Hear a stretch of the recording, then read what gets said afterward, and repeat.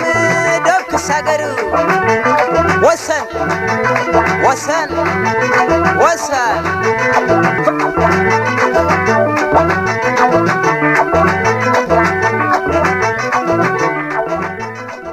سلام كبرانن تخطاتلتنا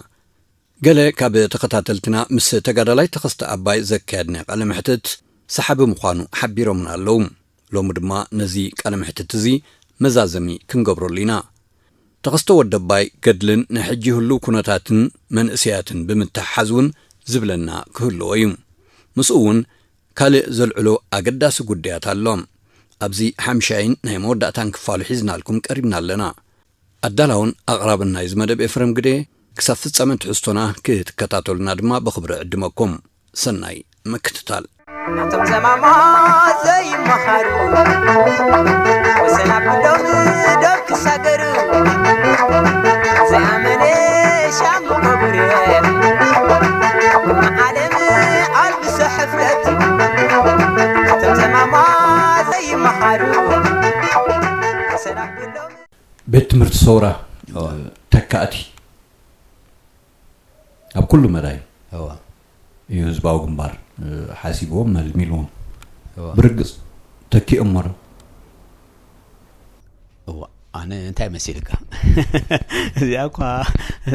كراخاري تندي أنت مسيلك لكيو أتي منفس بيت مصورة كاتم دحري ناس النسي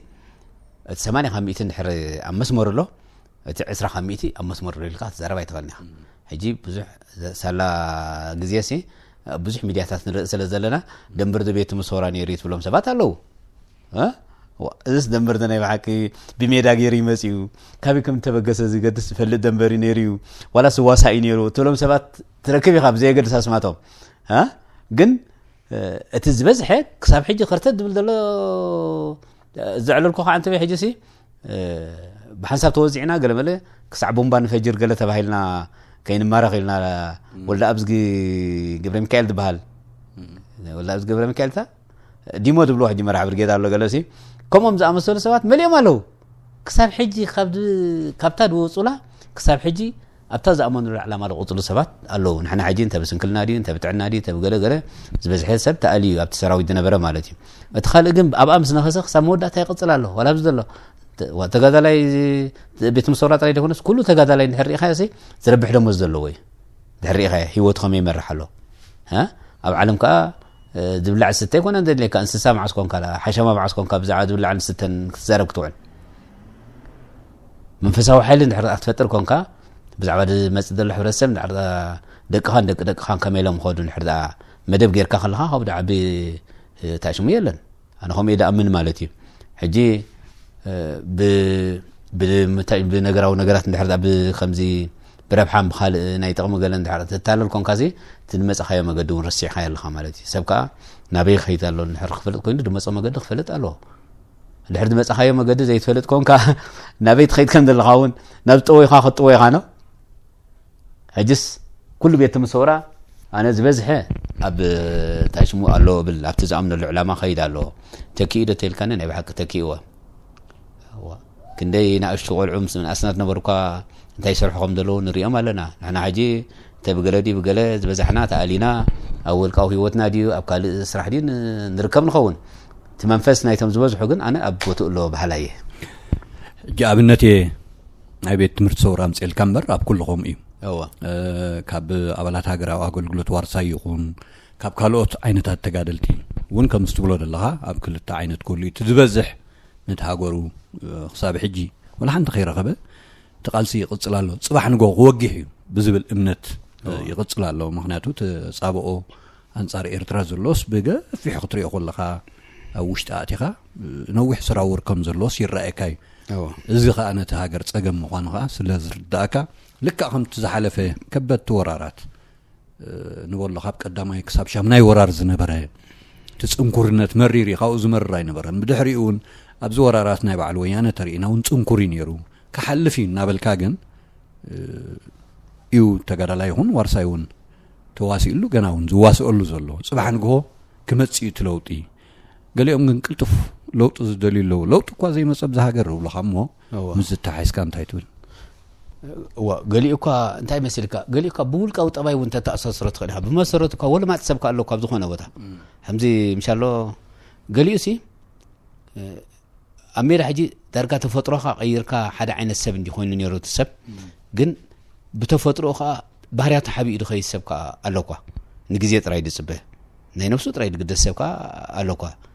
ሕጂ ኮሞም አይነት ሰባት አይሳሉን እዮም ግን ክትሪኦ ከለኻ እቲ ካሜራ ትሕዝካ ካብ ቀደም ተመሊስካ ካብ ትደርከብናሉ ዕድመ ትሕዝካ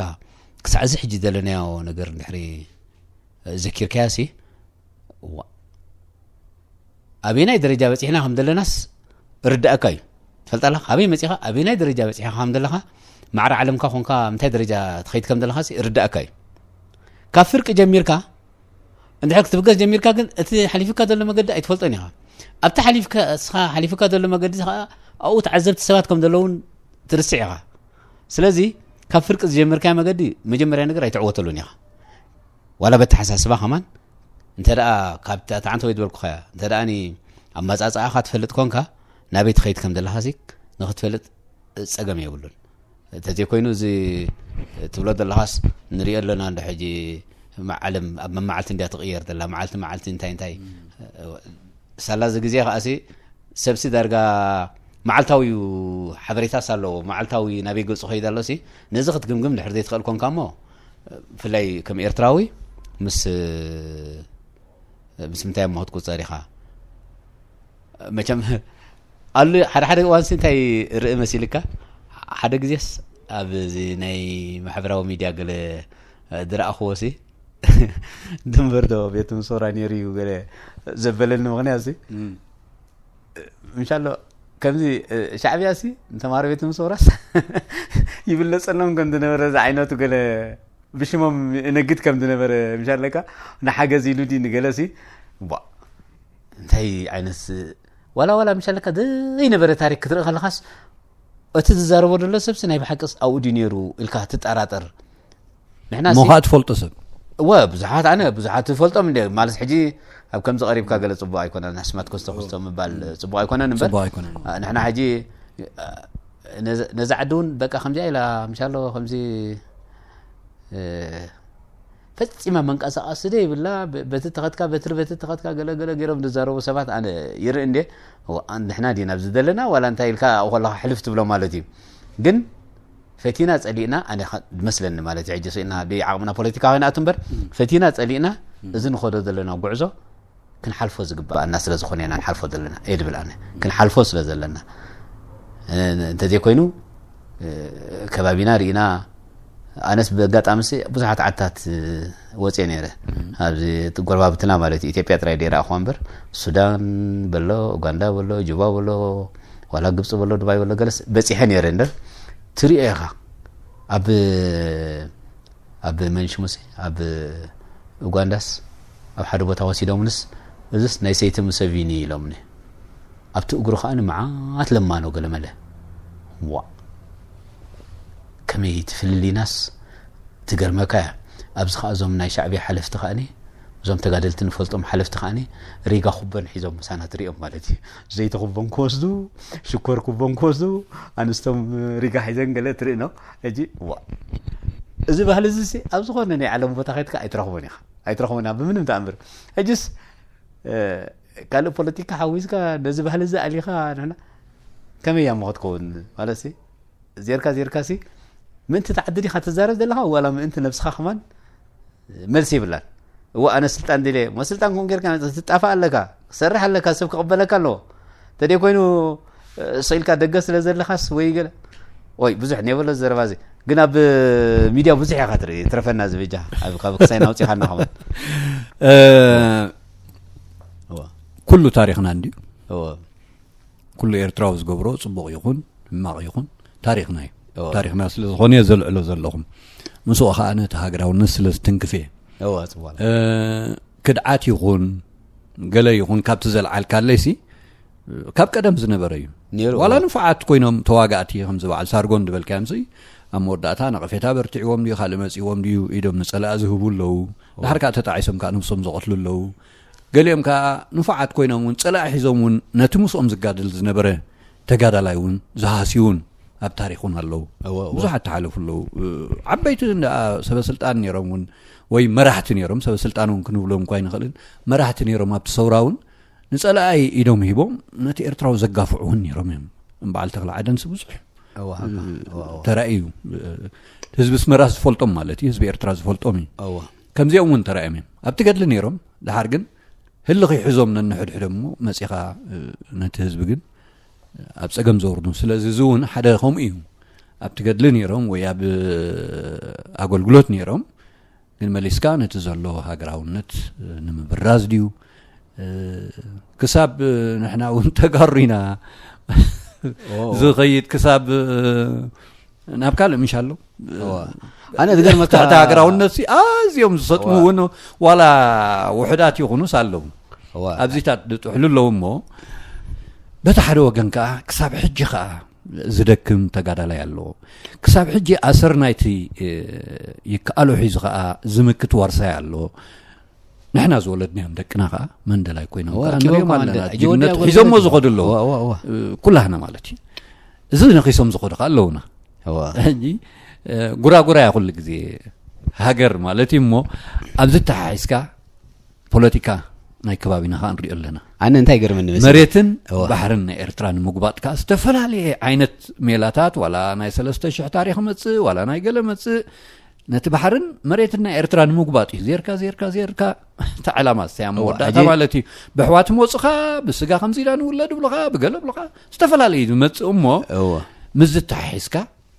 ነቲ መንእሰይ ወለዶ ትዝ ዘሎ እኳ ሓቂ ዘረባ ኩሉ ይምክት እዩ ምናልባት ናብራ ክብርትዖ ክእል እዩ ናብራ ከዓ ከምዚ ክትብሎ ፀናሕካ ሰላምን ትርጋኣትን ኣብዚ ሃገር መወዳደርቲ የብሉን ዋላ እውን ኣውሮጳ ከምድኡ እውን ኣይክረኽብዎን እዮም እዚ ብቐፃሎም ቴሌፎን ስለ ዝረኽቡና ምስ ተሓሒዝካ ምናልባት ቁጠባዊ ድኻም ኣለና ቁጠባዊ ድኻምና ከዓ ቤን ተኣሲርና ኣለና መን ኢድና ሒዝና ከም ዘሎ ከዓ ዕሪና ፈሊጥና ኣለና ብውሽጢ ደይኮንስ ግዳማዊ ሓይሊ ምዃንስ ዕሪና ነፂርና ኣለና እሞ እዚ ከዓ እንዳተቐርፈ ክኸይድ ምዃኑ ተስፍዊት ህዝቢ ተስፍዊት መሪሕነት ተስፍዊት መንግስቲ ይረአ ድማ ኣሎ ርእሰ ምርኮሳ ይመሓደር ኣሎ እዚ ሃገር ፖለቲኩ ከምዚ የተንክፍ ዋላ ነተና ሓያላን ሃገራሲ ዳርጋ ረብሪብዎን እዩ ምስ ተሓሒዝካ እንታይ መልእኽቲ ክትመሓላልፍ ትደሊ እስኻ ሕጂስ ናይ ዓበይቲ ከዓ ትሓተን ለኻ ተእርገኒ ኢኻ ደሊኻ ሕጂ እንታይ ኣሎ መሲልካ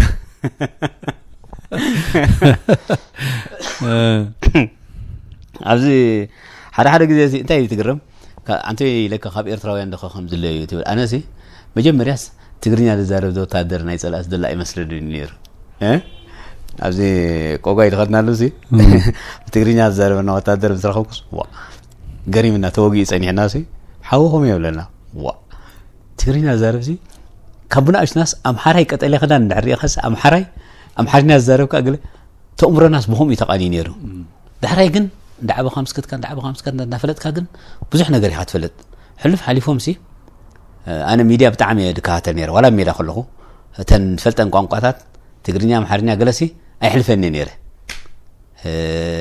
ጀርመን ትሰምዕ ካብ ሞስኮ ትፍኖ ሬድዮ ነይራ ድምፂ ኣሜሪካ ትሰምዕ ገለ ሕጂ ሓደ ጋዜጠኛ ነይሩ ካብ ዓዲ እንግሊዝ ዝፍኖ ናይ ሬድዮ ናይ ድምፂ ኣሜሪካ ጋዜጠኛ ኣለም መዝገበ ድበሃል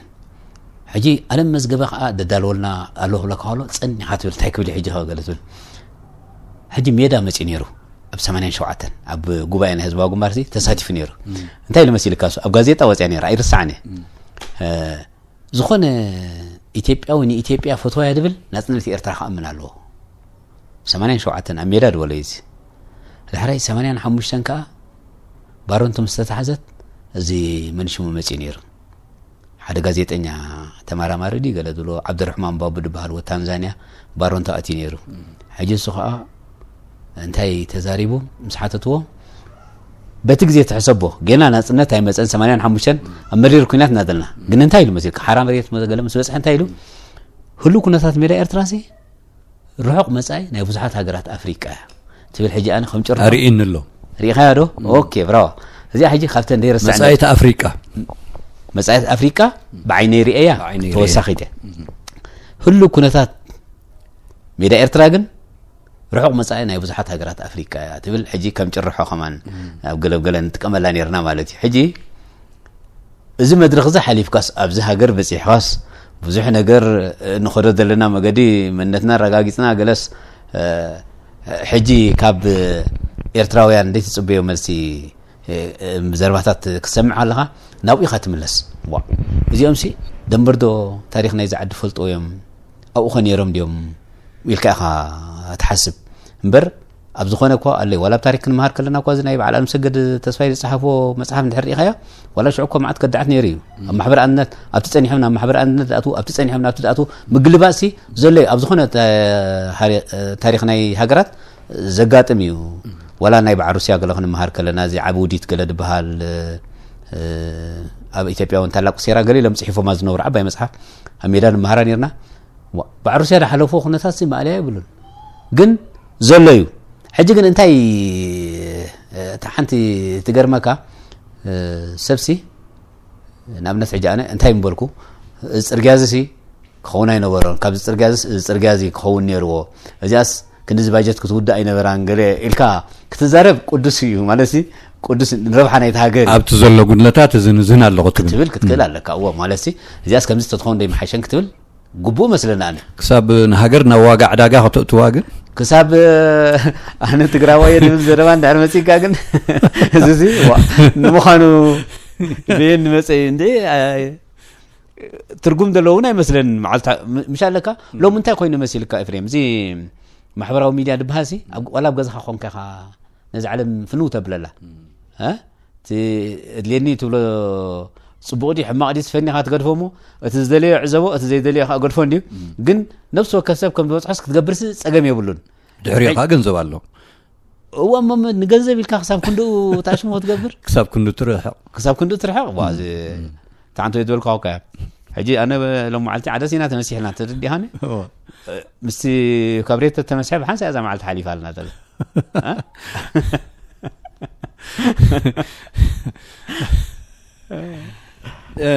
ودباي درسانا يلن درجا خلتنا خفنا مسلني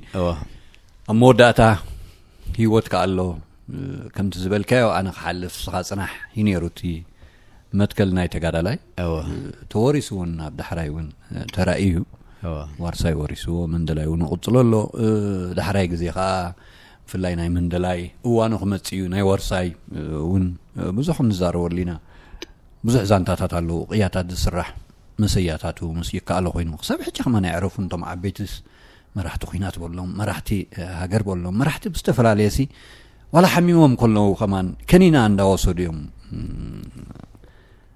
نزي من سيزي كله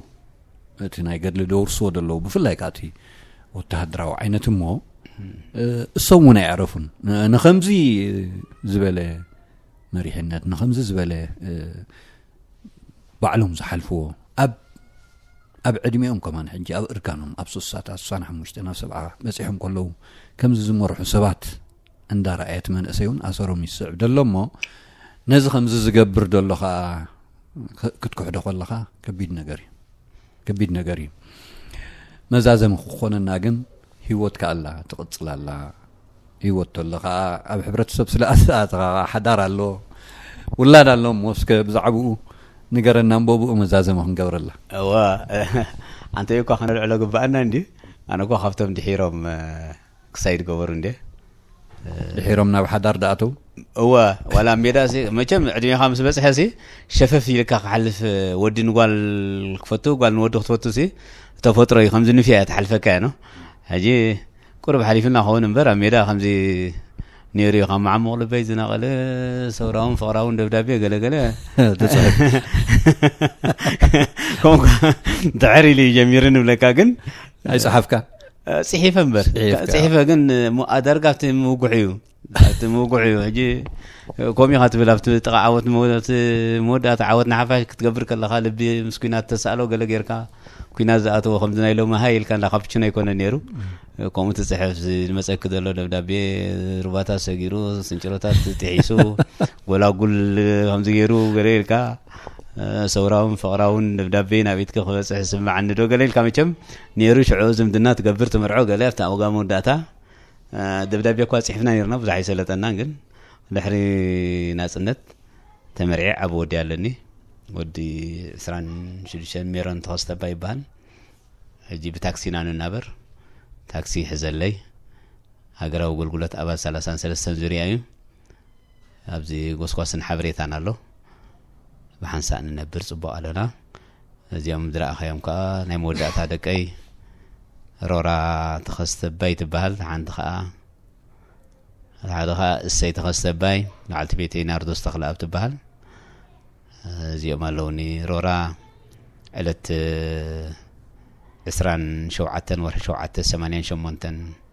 ኣብ ሮራ መንሻዕ ከቢድ ማህረም ተኸጋጥመን ከሎ ኣብ 30 ዓመቶም ልክዕ ቅድሚ ተኸባድ ማህረምቲ ዕለት 25 ኢደይ ተሃሪመ ነይረሲ ከምቲ ዓንተ ወይ ዝበልኩኻ እታ ቁስሊ ንእሽተይ ስለ ዝነበረታ መገዲ ከይተሓውየኒ ኢለ ቀፂለ ብድሕሪኣ እውን ንእሽተይ ኣብዛ ናይ ርእሰይ ተሃሪመ እሳ ከዓ ደይትጠቅም ኮይና ውዒለ ማለት እዩ ዕለት 27 ግን ሓፍ ደይብል ማህረምቲ ተሃሪመ ባእዳ ኣክል ክሳብ ሎሚ እቲ ህይወተይ ኣብ ትሕቲ ማሕበረሰብ ኩላን ኮይነ ይቕፅል ኣለኹ ሮራ ልካያቸው ኣጂ ኣብ ሮራ መንሳዕ ተሃሪመ ልክዕ ዕለት 27 ወርሒ 7 88 እንታ ናይ ኢደይ ከዓ ዕለት 25 ቅድሚያ መዓልቲ ነበረት ማለት እዩ ሕጂ እዞም ቆልዑ ከዓ ኣማናት ተወሊዶም ልክዕ ዕለት 25 ወርሒ 7 88 ኣብ 30 ዓመቶም ተወሊዶም ዞም ኣማናት ማለት እዩ ኣታ ተሃረም ካላ ሳብ መበል 30 ዓመት ኣብ 30 ዓመታ ሕጂ ናይታ ቦታ መዘከርታ ክትኮነኒ ኢለ እታ ጓል በቃ ሽመይ ኣነ ዝደልየ ደውፃላ ኢለን ሮራ ተባሂላ ሮራ ተኸስተባይ ተባሂላ እቲ ወዲ ግን ማለት ዳርጋ ዕጫ ጌርና ማለት እዩ እሱ ከዓ ኣነ ደውፃሉ ስለ ዝበለታ በዓልቲ ቤተይ እሱ ከዓ እሰይ ተባሂሉ ብኸምዚ ንነብር ኣለና መደምደምታ ክንገብረላ ኢና እታ ባውፍያት ከይድና ርኢና እያ ብዙሓት ስዋኣት ዝወሰደት እያ ብፍላይ እታ ናይ ብርጌዳ 58 ብዙሓት ተሰዊኦም እዮም ብዙሓት ሰንኪሎም እዮም እታ ቦታ ከዓ ወሳኔት እያ ንናቕፋ ነይራ ፀላእ ከዓ ንዓሰጊሩ ክሓልፍ ኣይከኣለን እሞ እታ ባውፍያት ተባሂላ መን ኣውፂላ ብኣኣ ክንድምድም እታ ባውፍያት መቸም እዛ ቦታ እዚኣ ብዙሕ እቲ ታሪክ ኣይተነገረላን ካባና ካብ ንሕና ዝነገርናዮ ብወገን ወታደራት ኢትዮጵያ ዝፅሓፍ ዘሎ ፅሑፋት ትበዝሕ ካብ መፅሓፍ ኦሮማያ ትሒዝካ ማለት እዩ ክሳብ ሕጂ ኢትዮጵያ በትንዖም ዝጥዕሞም መገዲዮም ዝፅሕፍዎ ኣብ ዝቐረባ መዓልትስ ሓደ የኤርትራ መዘዝ ትብል መፅሓፍ ኣብ ሞባይል ኣስጊርለይሲ ከም ብባ ጀሚር ከየበልኩስ ብሙሉእ እዚ ናይ 77 ኩነታት ዝነበረ ከተማታት ሓራድ ወፅእ ነበረሲ እንታይ ዝፅሒፍዎ ኣለዎ ኣብ ኤርትራ ዝነበረ ዓቕሚ ናይ ሰራዊት ኣዝዩ ውሑድ ስለ ዝነበረ እቲ ሰራዊት ኣብተን ዓበይቲ ከተማታት መታን ክጥርነፍ ባዕልና ንሳሒብና ኣብኡ ጌርና ብኣ ጀሚርዋ እታ መፅሓፍ ሕጂ ክሳብ ከምዚ ዝዓይነቱ ናይ ታሪክ ዘይተደልየ ነገር ምግልባጥ ገለሲ እንታይ ኣምፆ ኢኻ ትብልናሃና ሕጂ ቁርብ ሕማቕ ኣሎ ኣብዞም ብፍላይ ከማን ኣብዚኦም ሓለፍቲ ድበሃሉ ተጋደልቲ ሕማቕ ኣሎ ሕጂ ኣባናሲ ዘይተዘርበሉ ንኣብነት ናይ መጀመርያ ምሩኽ ናይ ሻድሻ ወራር ኮይኑ ዝስማዕኒ ብጉልበት ድሓዞ እዚ መንሽሙ ሕጂ ኣዛዚ ፖሊስ ዘሎ ዞባ ደቡብ ኮሎኔል ዘምኪኤል ተኽልያ ድበሃል ሽዑኡ ሞራል ክኾነና ኢሎም ሓደ ኸማን ተማሪኹሉ ዓይላ 11 ማሪኾሞ ተባሂሉ ዳሕራይ ወተኽልያ ከይዱ ብጉልበት ከም ድሓዞ ሰሚዕና ማለት እዩ ጉልበት ነይርዎ ገለ ሽዑ መንእሰይ እዩ እቲ ወታደር እውን ጉልበት ነይርዎ ግን ተጠማጢሞም ከም ዝትሓዝ ገይርዎ ማለት እዩ ወተኽልያ ሕጂ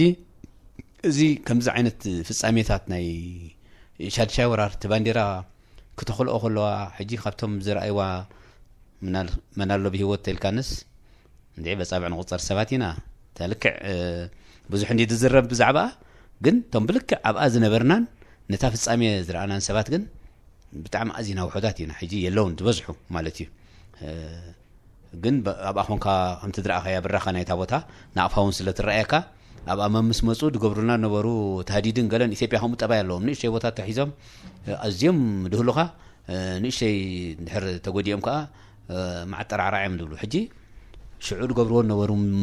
ተሃዲድን ገለን ሕጂ ኣብ ብዙሕ መፅሓፍቲ ሪአ እዛ ፍጻሜ እዚኣ ብዙሕ እዞም ኣብኡ ነርና ድብሉ ናይ 17ኛ ክፍለ ጦር ድዮም ናይ ሳልሳይ ክፍለ ጦር ዲዮም ዝነበሩ ወታደራት ብዙሕ መጽሓፍቲ ዝጽሓፋ ብኢትዮጵያ ሕጂ ሓደ ሎ ብዛዕባኹም ድግደስ ዓርክና ተኽሉ ዕቁባ ሚካኤል ዝበሃል ሕጂ ዛምቢያ ዘሎ ከምዚያን ኣነ ምስኦም የዝዘናጋዕ ምስ ጽሑፋት እብለኒ ምክንያቱ ዋላ እቲ ቦታ ክጠቕስዎ ከለዉ ጥራይ ንዓኻ ዝፈጥረልካ ስምዒት ኣሎ እቲ ታሪክ ግን እጠውይዎ እዮም ዘለዉ ሕጂ እዞም ናትና ሓለፍቲ ብጣዕሚ ምናልባት ዓዊለ ዝነቕፎም ዘለኹ ከይመስሎም እምበር ክፅሑፉን ድሕሪ ዘይክእሉ ኮይኖም ፅሓፉልና ዋላ ይበሉ እቲ ታሪክ ግን ክንገር ኣለዎ ሓንቲ ግብረ መልሲ እንትሃብካ ክትከይድ ኣለካ ሓደ ግዜ ሲ ምስ ሓደ ሰብ ንዛረብ ነርናስ እዚ መን ትብሎ እዚ ናይ ወያነ ሓላፊ ዝነበረ እዚ ኣቦይ ስብሓት ነጋሲ ኣብ ናቕፋ ኮይኑ ዝተዛረቦ ኣሎ ነቶም ናይ ወያነ ተጋደልቲ ሲ ንሕና ክትመሃሩልና ኢና ንደሊ ክትመሃሩ ኢኹም መፂኹም ገለገለ እንዳበሎም ከሎ ኣብ ካልእ ፅሑፋት ክትሪኦ ከለካ ግን ሕልፍ ሓሊፎም ባፅዕ ከማን ወያነ ከም ድሓዛዮም ዝዛረቡ ንዝባዊ ግንባርሲ ወያነስ ፍጥር ኣቢሎም ናፅነት ኣረክብ ኣቢሎም ከም ድኸዱ እዮም ዝዛረቡ ቅድሚ ሓደ ግዜ እዚ ገሸ ከለኹ ሲ ኣብ ሚድያ እንታይ ይርአ ኣስመራ ሲ ወያነ ምስ ሓዙ ድሕሪ 6 መዓልቲ እዮም ሻዕብያ መፅኦም ነስመራ ኣትዮም ገለ ተረኪቦም ገለ እንታይ ማዕቲታ እዚ ኣተቆርብ ክሳዕ ድሞተሎም ዶ ይፅበዮም ገለ ኢኻ ትብሎ ብሂወትና ከለናስ ከምኡ ዓይነት ታሪክ ሕጂ ንሕና እቲ ልክዕ ታሪክ ነዚ ድመፅእ ዘሎ ወለዶ ማለት ድሕበነሉ ታሪክ እንዲ ሕጂ ወላ ዛ ኣነ ዛረበላ ዘለኹ ሕጂ ኣነ ዝጀሃር ዘለኹ ክመስለኒ ክእል እዩ ትፈልጥ ኣለኻ እታ ታሪካ ኣነ ስለ ዝረኣኹ ናተይ እያ ፅባሕ ንጎ ናይ ደቀ እያ ድሕሪ ፅባሕ ግን ናይ ሙሉእ ህዝቢ ኤርትራ እያ እታ ታሪክ ዋናታታ ህዝቢ ኤርትራ እዮም ኤርትራውያን እኳ ሕጂ ኣነ ከምዚ ገይረ ብል ኣለኹ ፅባሕ ግን ደቀይ ኣቦይ እኳ ከምዚ ገይሩ ክብል እዮም ድሕሪ ዘሎ ግዜ ግን ኤርትራውያን እኳ ንሕና ከምዚ ድገበርና ኢኻ ትብል ስለዚ እቲ ሃብቲ ናይ ኤርትራውያን እዩ ድሕራይ መንነት ዘይብሉ ሰብ ኩሉ ግዜ ዕንኪላ ኣሎ እዩ በቃ መጀመርያ ብመንነትካ ክትኮርዕ ኣለካ ብኤርትራውነትካ ክትኮርዕ ኣለካ ኤርትራዊ ክትከውን ትኾንካ ሓንሳብ ኤርትራዊ ትኾን ሓንሳብ ኢትዮጵያዊ ትኾን ሓንሳብ ሱዳናዊ ትኾን ሓንሳብ ገለ ትኾን እንታይ ኣምፅእ ዝገለበጥ ኣንኳይ ኣብ ሃገር ኣብ ሃይማኖት ከማ ገልበጥ በድብል ሰብ መትከል የብሉን ትፈልጥ ኣላ ኩሉ ድሕርና ሓደ መገዲ ኮይኑ እቲ እስኻ ትፈልጦ ታሪክ ልክዕ ነቲ ወላድካ ክትነግሮ ክትክእል ኣለካ ስለዚ እዚ ዘሎ ሕምቀት ኣባና እዚ ጠቕላላ ክስረዝ ኣለዎ ሰብ ከዓ ክብገስ ኣለዎ ሰብ ምናልባት በትን ብናብራዲ ብገለ ክሽገር ይኽእል እዩ ንምንታይ ግን እቲ ታሪክ ዓቢትካያ ትኸይድ ትማል እዞም ኩሎም ንቀብሮም ዘለና ትሪኦም ኣለካ ሕጂ ጠባይ ጥዑም ነይሩ ጥራይ እንታይ ዓብስ ምስ መሳርሕቱ ከምዚ ነይሩ እንታይ ዓብስ ወላ ሓንቲ ትርጉም የብሉን ሰብ ስውዒን ሓዲር ሞት እዩ በቃ ግን እቲ ትገድፎ ዘለካ ወለዶ መበገስ ባይታ ስካላ ክረክብ ክኽእል ኣለዎ ናብቲ ዝደለ ቦታ ክበፅሕ ክኽእል ማለት ጃምካስ ገዲፍካ ክትከይድ ትኽእል ኣለካ ዝብርእታ ይደለኒ ስለዚ ካሓምቁ ይብሎምን እዞም ዘለው ቶም ተሪፎም ዘለው ምስ ዓቦም ኣይተርፍኒ እዩ ምስ ዓብና ኣይተርፍኒ እዩ ግን እቲ ዝግበር ጌርካ እንተኸትካ እቲ ዝበለፀ ኮይኑ ስማዓኒ የቐኒለይ ዕባይ ቤት ትምህርቲ ሰውራ ገዲም ተጋዳላይ ተኸስተባይ ወደባይ ስለቲ ሰፊሕ ሓበሬታኻ ብስመይን ብስም ተኸታተልቲ ናይ ዝትሕዝቶናን ኣዝየ ዘመስግነካ ክብረት ሃበለይ የቐኒለይ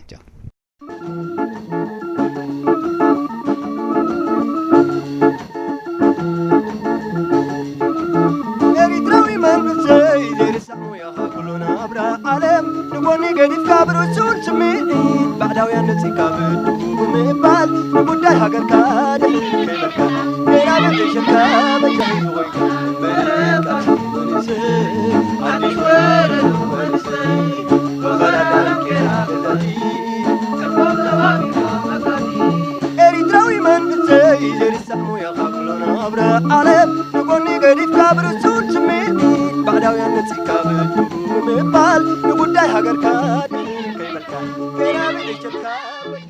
ክቡራትን ክቡራንን ተኸታተልትና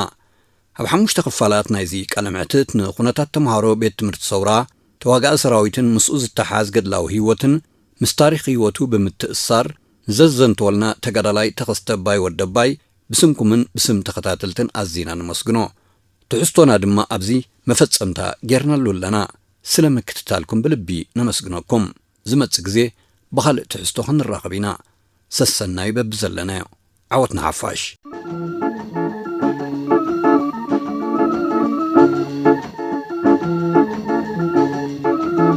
ኤሪትራዊ መንግስተይ ዘይርሳሙ ያኻ ኩሉና ኣብራ ዓለም ንጎኒ ገዲፍካ ብርሱል ስምዒት ባዕዳ بعداويا نسيكا بمبال نقوداي هاجر كادي كيمركا نينا بتشكا بجاي غويكا بركا ونسي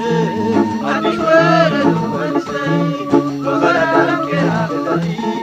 تقوم زوامي مكادي إريتراوي من نسي جري سامو يا خاكلونا أبرا عالم نقوني قريب كابر سون سميني بعداويا نسيكا بمبال نقوداي هاجر كادي كيمركا